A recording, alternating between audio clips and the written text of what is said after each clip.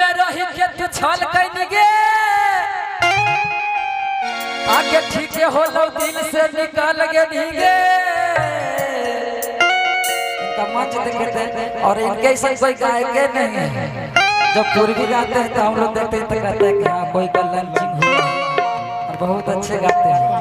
हम लोग तो एगो ऐसी कमेटी करते हैं भैया गा रहे थे मतलब गा रहे थे हम चाहेंगे कि माइक दीजिए काहे कि मेरे लिए सौभाग्य की बात है कि हम भोजपुर में आए हैं आरा जिला में सब लोग बुलाते हैं और मघी गीत को बबीता जी गाए हैं सब कलाकार गाए मघी गीत को मघी को आगे बढ़ाए उठाए हैं थोड़ा सा एक दो लाइन मघी गा दीजिए। एगो मघी मेरा भी इंडस्ट्री है भोजपुरी मघी सब एक और मघी ऊपर ले जाना है काज ठीक लगा है ना तो हनी सब वाला ओने बोलिया बोला भी तो हमने के ठीक लगा है और ओने वाला ये ठीक लगा इसमें के उसमें माघ में के पुष में हां हम घूमे थे स्कूटर से हम घूमे से हमर मौगी फंसा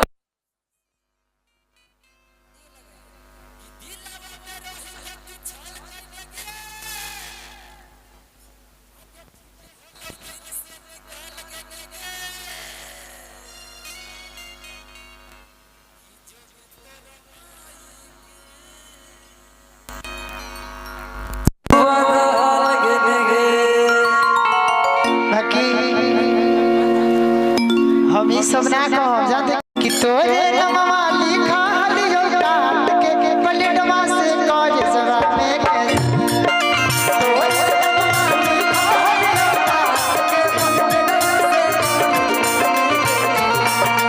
तोरे नमवा लिखा हलियो काट के पलटवा से काज सवा में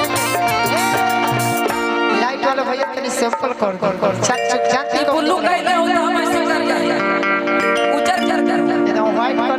आजादी चाक चुक कौची बदी कराला डीजे बा त एकरा में लेवल उठा दे तनी कम बा कि तोरे नमवा लिखा हलियो काट पलटवा से काजवा में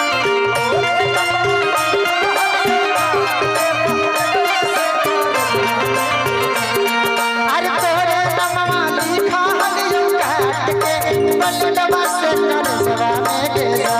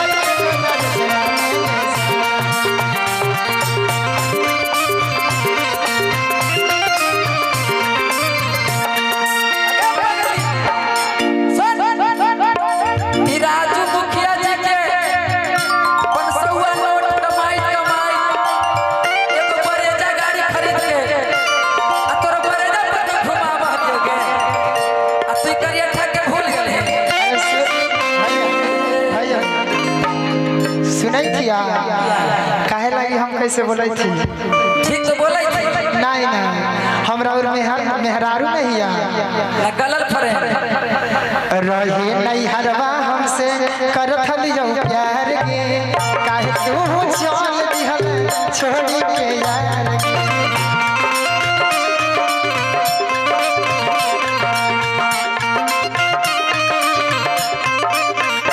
रहे नहीं हरवा हमसे कर लियो प्यार के आज काहे छोड़ दिहले छोड़ी के यार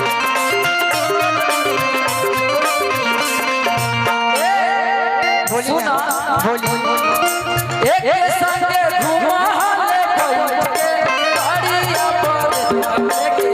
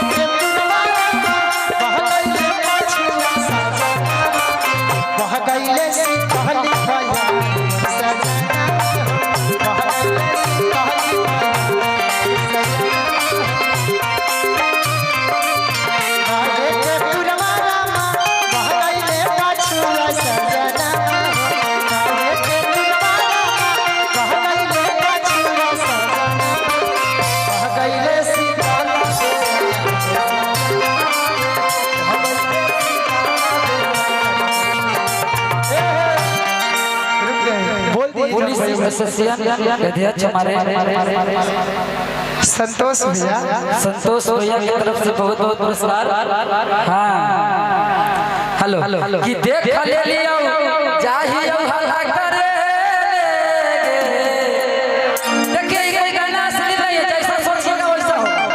मान लीजिए आम का पेड़ है हाँ आम आप तोड़ लिए अच्छा हमारा गांव घर में कहता कि अच्छा देख ले बानी हमरो के देने तो हम कहते तो वही ले गया चुप चुप चुप हो ले माने तू बांट ले कि अगर देख ले लियो चाहिए हल्ला करे ए कोई डंडा की नहीं जैसा सोचिएगा वैसा होगा। हां हम तो बताएं कुछ तोड़ लिया चुरा लिया पकड़े खीरा कुछ हमरो के दान तो हम कहते कि देख ले लियो चाहिए हल्ला करे आप अपना मुंह से कहते हां चुप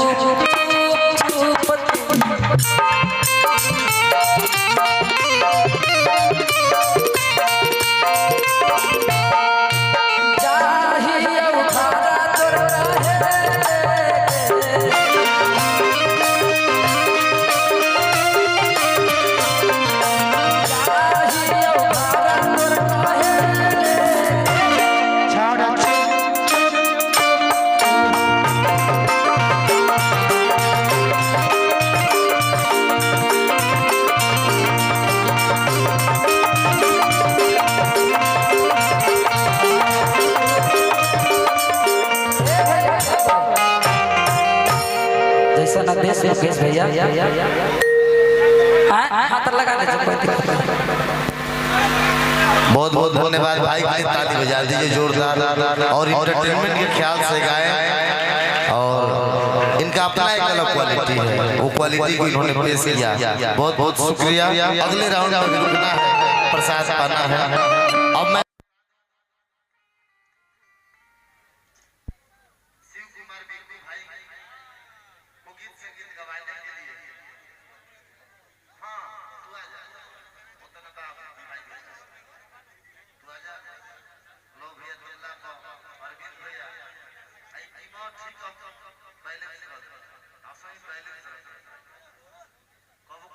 पंचायत सभा में व्यस्त इनको मजबूरी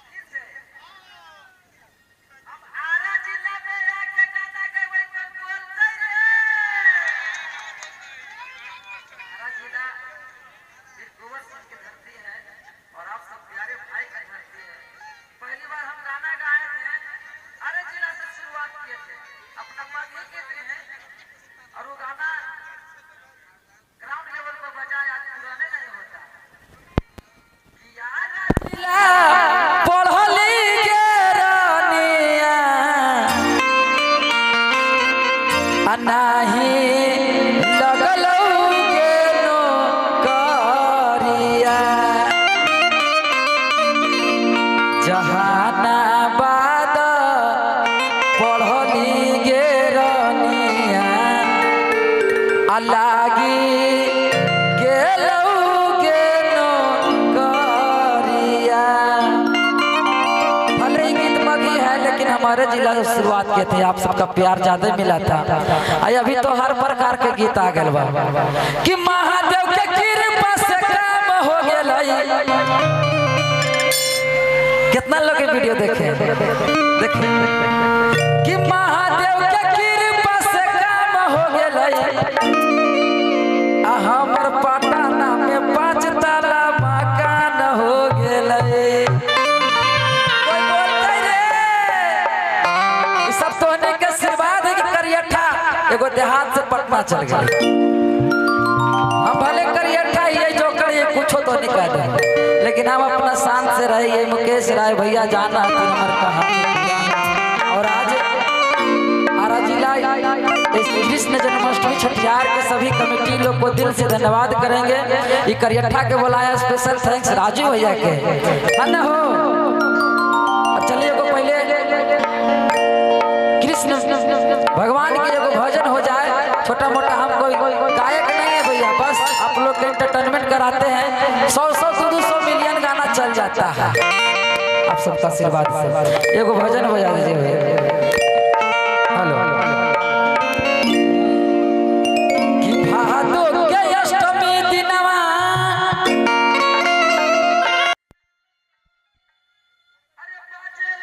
भैया हो कि नंद अंगनैया।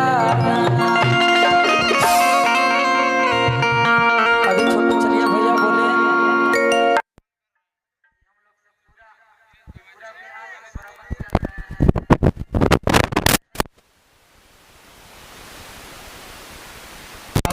तेजस्वी भैया उनका रैली जहाँ जहाँ कर रहे हैं दिन में। और इतना बढ़िया साउंड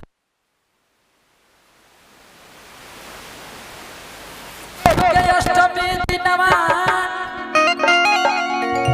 बाजेला बधैया हो कि नंद अंगनैया हो कि नंद अंगनैया। अली हले जा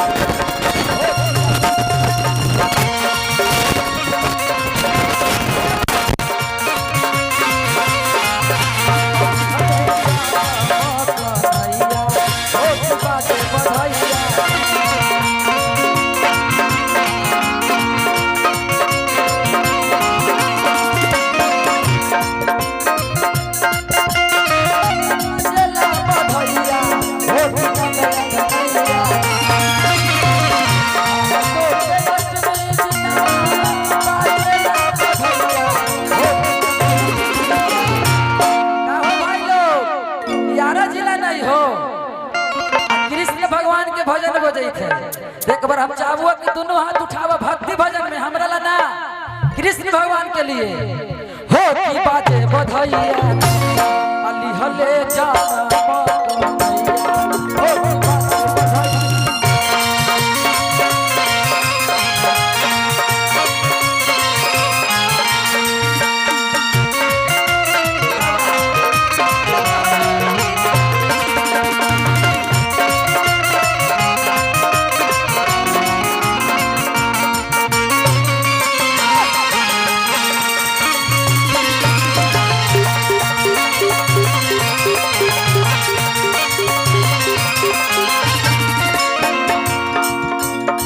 हमारे भगवान की भादों के महीना में जन्म लिए थे कृष्ण भगवान।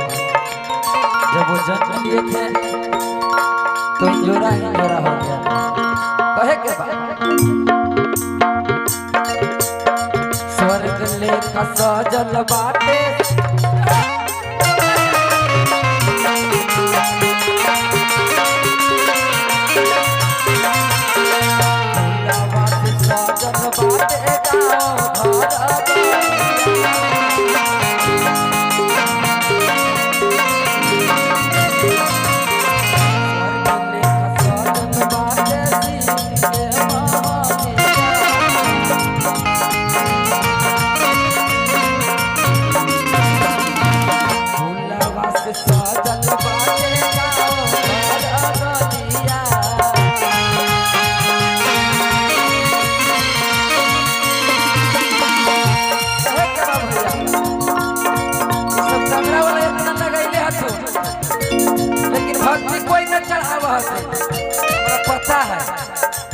चढ़ावा तीनों ही सब